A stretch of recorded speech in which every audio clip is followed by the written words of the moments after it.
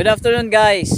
Meron lang din akong konting share patungkol dito sa pag-suicide o pagpapakamatay na yun. Parang hindi pa ako nakaka-move on sa kapitbahay namin dito.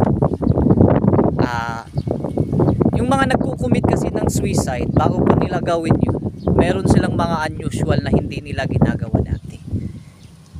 Yung iba, kung sila mag-commit, tahimik na tahimik sila. Wala silang kinakausap, mayroong sariling mundo.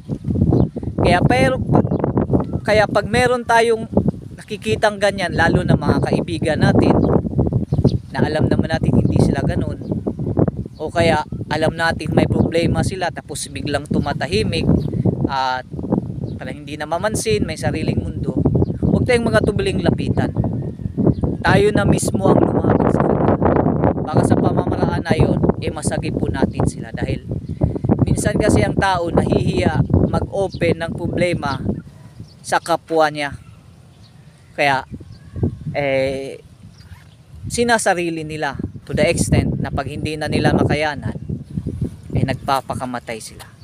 Kaya susunod, pag meron tayong maobserbahan na ganyan, tayo na mismo ang lumapit. Huwag na tayong mahiya rin.